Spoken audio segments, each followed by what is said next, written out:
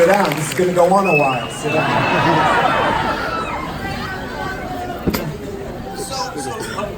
Am I on? I'm on. So who are we, right? Mike and I were the producers.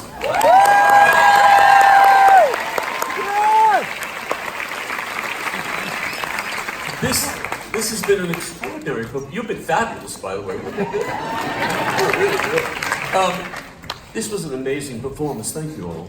It's just wonderful.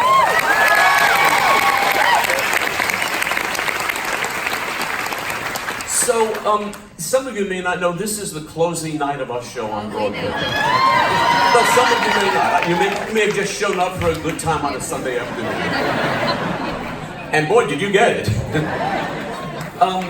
So Mike and I, I'm Paul Blake. I'm Mike Bosner. And when we came to New York, they called us, Paul and Mike, or they said, the old guy and the young guy. And so for full disclosure, I'm the old guy. And we have a couple of people to thank. We'll start at the very beginning, because it's a very good place to start. One day, 8 years ago, the phone rang, and it was a man saying, I am the president of EMI Music, and I have a show in mind. I want you to come down and talk to me about producing it for me. And I went down and met the president, a man named Roger Thaxton, who said, he said, I've got an idea, there's a show here with these songs, and I want you to put it together. And I said, that sounds good, maybe. And I went, he gave me the numbers of all the songwriters, the 4 songwriters, and I called them up and went back to him about 2 weeks later, and I said, all right, I spoke to everybody. One of them wants them to do a retrospective of his career. One of them wants a show that'll be a documentary of the period. One of them wants to do a script she's already written. And one of them doesn't want the show to happen over her dead body, and that was Carole King. And Roger typically said, I figured you'd get that response. So I said, what do I do? He said, that's why I called you. Do it. And for the next 2 years, that's what me and Mike did. And we'd call Roger and say, this is a problem we're having. And Roger would always say, and then we'd sort of figure out what to do. He was always supportive, always encouraging. And he gave us a gift of a lifetime. So Roger, I love you and thank you a million times.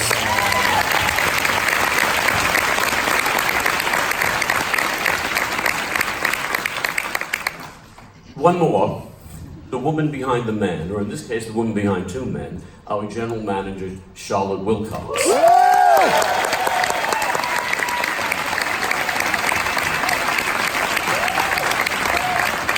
When we came to New York, nobody knew us. I mean, we had run a summer theater. It was a 12,000-seat summer theater. It was in the Midwest. Yeah, great, thank you. Don't bother me. But the New York community is very small, but it's very tight. They don't let you in.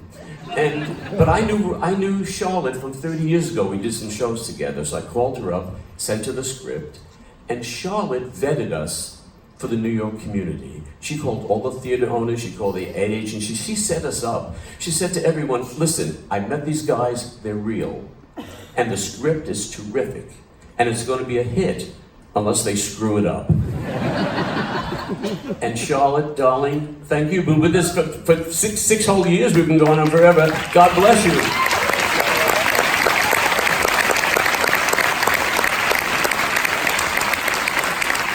Mike, take it, my boy. So the next big thank you we have is the man who is to my right, and the man who is tasked with making a musical out of 2 of the greatest catalogs of music ever to be created, and the man that brought me and all of us along for the ride, Paul Blake.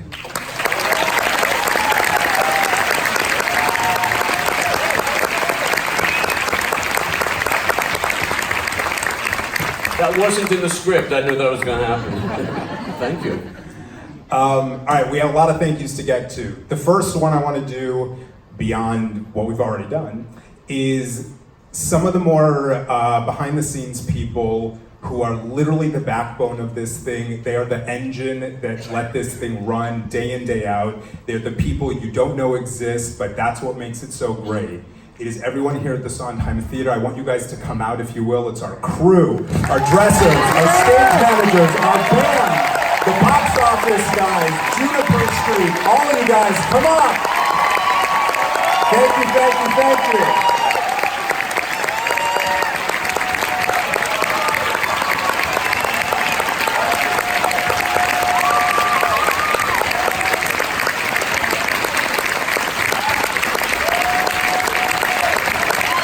They are the engine that keeps this running day in and day out for the last 6 years. There is a business counterpart to all of that as well that I want to thank, and that's who sells our show on a daily basis. They market us, they sell us. It's Sereno Coins, Situation Interactive, Rick Miramontes, O&M, all of our people that keep us here day in, day out. Thank you.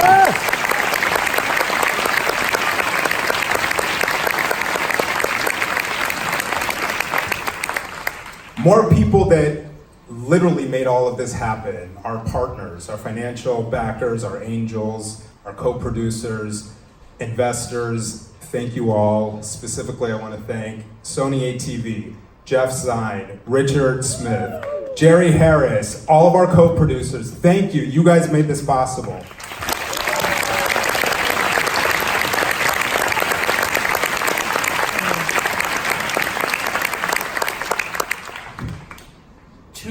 Wonderful women helped this when we were putting this together. They're listed as executive producers. One takes care of Carole King, that's her manager, Sherry Condor, and one took care of, and still does, Jerry Goffin. That's Christine Russell.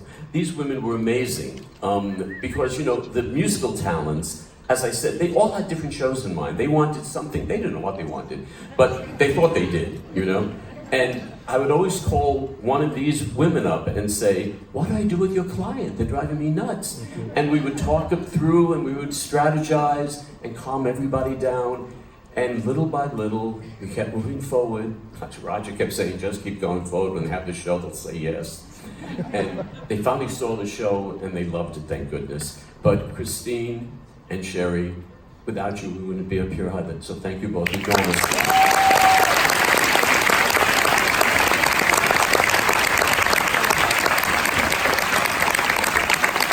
So those are the people that made all the show happen. Now we got to talk about all the people who brought it to life. The two men that made this thing move, our director, Mark Bruni, our choreographer, Josh Prince. Yes!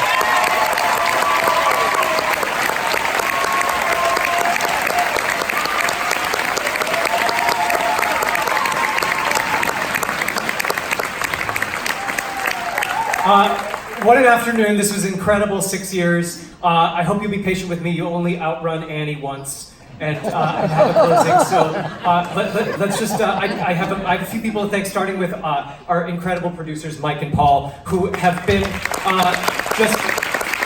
just amazing. But Paul, who I've known from the Muni for years, and thank you. Thank you for this incredible opportunity. Thank you to our brilliant writer, Doug McGrath. Who's written an extraordinary book. The book of the musical is so rarely gotten right, and Doug did it on this one, and had warmth and humor, and it was a great joy to work on. Our alums here tonight, the original Barry Man, Jared Spector.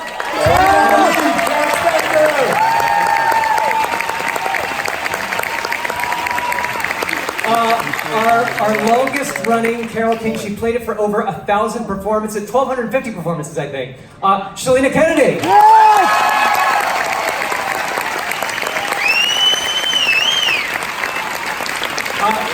There are so many wonderful alums that are up here. Every single one. This show, there's no ensemble in this show. This show is a company of stars. Every single character in the show was a star in their own right. These characters are, and everyone gave dignity and respect to those characters. And I appreciate everything that you've done over the last 6 years. Thank you so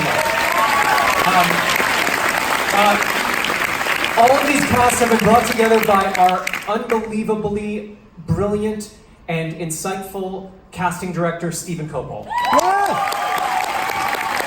Stephen Copel, thank you. Music department, it all starts with the music. Orchestrator Steve Sidwell, contractor John Miller, and our wonderful, my friend, music supervisor, Jason Howland!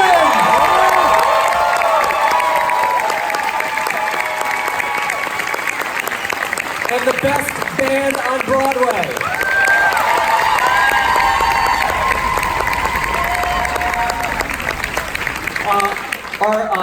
Our designers, you're only as good as the people that put this all together. Charles LaPointe wigs, Joe Delude makeup, Brian Ronan, who won a Tony for our sound, Alejo Vietti costumes, Peter Kazarowski, and Derek McLean.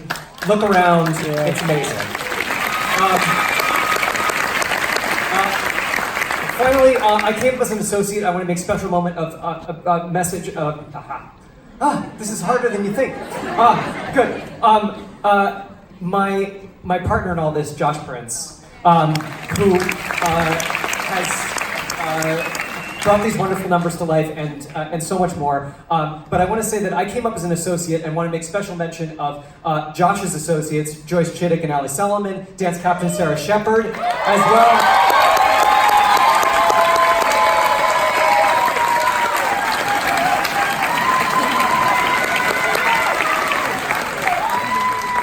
As well as my associates, Ross Evans, Mark Schneider, Shelley Butler, and Dave Rotura. Thank you, all of you. You made this happen. You made this 8 shows a week. Above all, thank you to all of you for coming to see the show over and over. We may not be here anymore, but I hope you can all show the world all the love in your hearts on a daily basis. Thank you.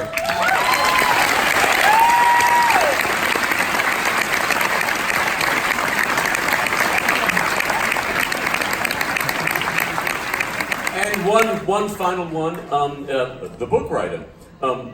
Andrew Lloyd Webber said, Lord Webber, he loves that. Lord Webber, what are the secrets of a hit musical, of a good musical, other than the music, of course? And he said there are 3 important ingredients. If you don't have them, you don't have the show. 1, it's the book. 2, it's the book. And 3, it's the book, you know?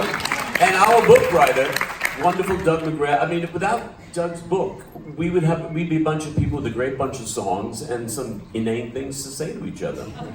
But he made this wonderful show for us. And so here he is, the creator of this, the genius, Doug McGrath.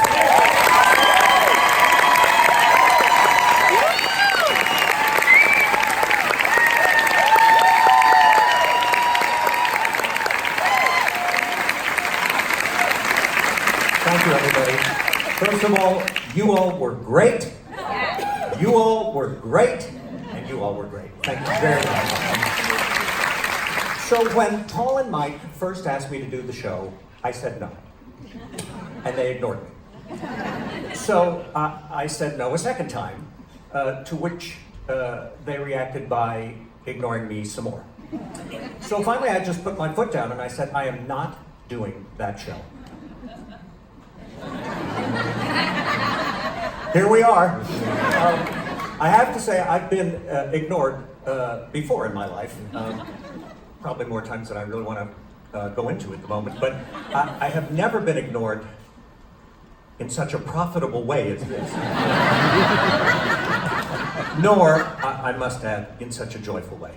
So my thanks have to begin with Paul and Mike. Winter, spring, summer, or fall, they have been perfect producers. The most helpful, the most supportive, and thankfully, the most hilarious. We actually had 5 years of pre-production, 5, while we were getting the show ready. And if we could get back the amount of time we spent laughing, we could have opened the show 2 years earlier.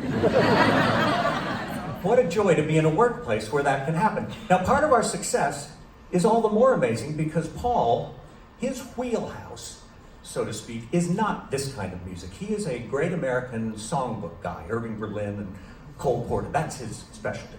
I found this out when early in my writing, I was working on a scene and I needed some advice. So I called Paul because he's so good on the book.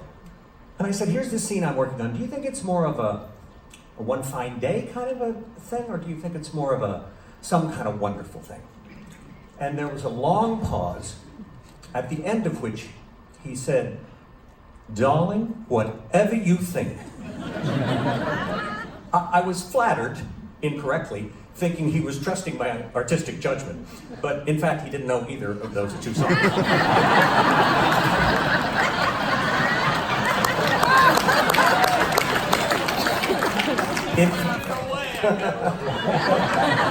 In fact, at the first rehearsal of our first read-through, he and I were sitting in a couple of folding chairs as the cast was around the piano singing through the score. And I noticed his little foot started tapping. And then I noticed his finger tapping out, kind of bouncing out the rhythm on his knee. And I looked at him and he broke into a big smile, big happy smile. And he said, you know, dear, these songs aren't half bad. It's the only time in the 11 years we've been working on this that he's gone for understatement. These songs are not half bad. Well, I should say not. That brings me to my second set of thank yous, which are, of course, to the songwriters, to Carol and Jerry and Barry and Cynthia.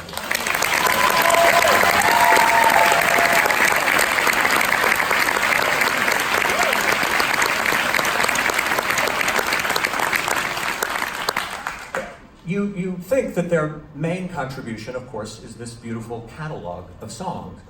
But they gave me so much more than that. Before I started writing, I sat with each of them and interviewed them for hours and days, asking them everything about their lives. I didn't want to rely on books or articles. I wanted to get it from them.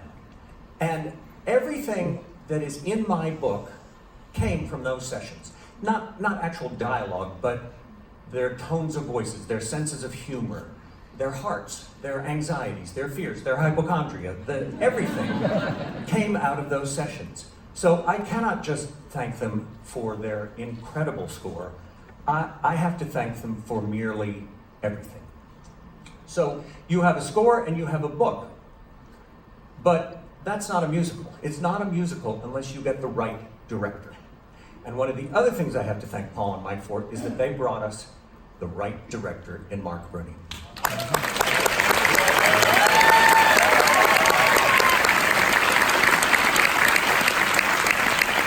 From the minute he started, every day, the script and the show got better and better. Now, you've seen for yourselves right now how seamlessly he made everything flow and how inevitable it all seems. So I want to thank him not only for the depth of his talent, not only for this incredible group of designers he brought, who found a physical manifestation of the tone of my book. The book I always wanted the show to have a very warm feeling, and they gave the show that in the set, in the lights, in the costumes. Not only they, but I have to thank him so much for this man here, Jason Howland.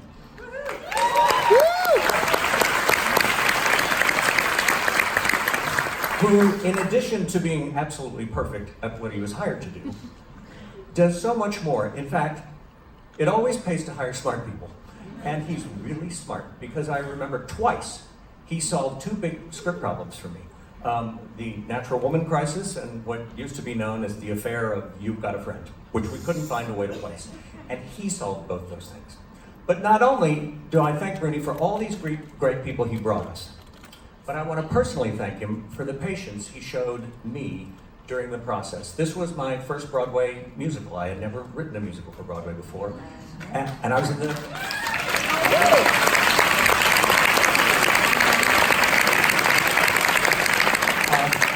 I'm sorry. But I... no, thank you. I'll wait. But I'd been in the film business. And I cannot tell you how many opportunities Mark had to answer one of my questions along these lines, like, no, stupid, that's not how that's done, and he never chose that. So I want to thank him for his patience and to say that he is as kind as he is talented. I joined the fellas in thanking Charlotte, who was our early booster at a time when boosters were in short supply, Stephen Coble, who has kept the show daisy fresh, and our phenomenal stage managers, most especially my man Johnny Krause. Johnny was in the trenches with me during rehearsals and previews with all the rewrites, and a more able and genial helper I couldn't ask for. So, we have work and we have family. I have been lucky in work, but I have been blessed in family. I believe my job at work is to put on a cheerful and optimistic face when I'm at work, to try and behave as though whatever the problems are, we'll get through them, and if we don't solve them today, we'll solve them tomorrow. That attitude usually dries up when I get home and have the key. I'm just getting the key out of the lock. And it's replaced with a kind of vomiting amount of panic and self-doubt, long time on the computer researching trade schools, different things. And there are two people every night in that apartment, Jane and Henry, who rebuild and restore me. So to quote a great song, I can't pay them back enough, but I can only offer all the love in my heart. And I want to say a special thanks to Jane, because during that period, when I was in turning Paul and Mike down, in her very polite, gracious, waspy way, she was saying, "What are you, a mental patient? Take that show." And I am blessed beyond Jane and Henry in having a beloved sister and brother and their families, my beloved sisters-in-law and father-in-law, and my dear and cherished cousins. The only blue note in this from our family's point of view is that my parents weren't alive to be here for this, for the beginning or the end. The good news is the McGraths believe in heaven, and we believe we will all be reunited. So, eventually I'll get there and I'll tell them all these stories, and if heaven's what it's cracked up to be, there'll be YouTube, and I can show them clips.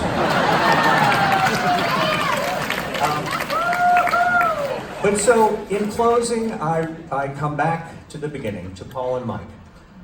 I thank you so much for asking me to do this show, because until I get to that heaven, I have the thought, don't worry. Until I get to that heaven, I can't thank you enough for asking me to be a part of this, which for me has been heaven on earth. Thank you very much. It's all I'm saying.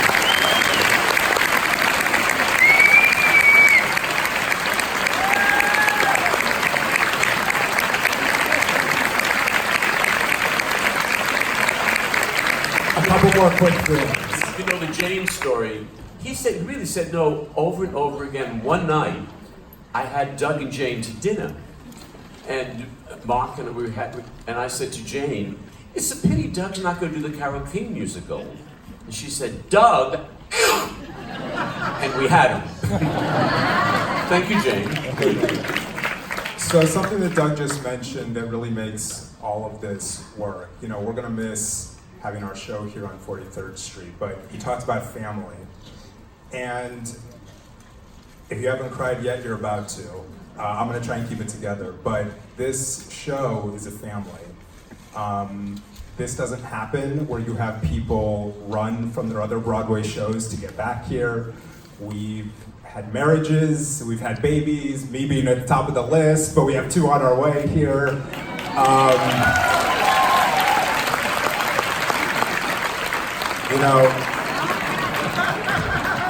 It's a really special thing, and when we were just backstage before we all came out here, everyone from present and past was dancing and doing their Sunday traditions, and I think that's what we're going to miss most, is having each other, and we want that to continue because that's how this show started. Mark has been with us for many years at the Muni. Sarah Shepard, we gave her equity card to at the Muni 15 years ago. Peter Hansen has been the head of our family here, making this thing run. Peter, thank you. Is that what I call him? I just want to say that. And Paul, you want to take us out? Oh, okay. So let's wrap this up. I think we'll wrap it up with music, huh? Yeah, by the way, thank you again, everybody. Jason, let's sing the end of You Got a Friend from You Just Call Out My Name. Okay, so you just call out my name. Sing.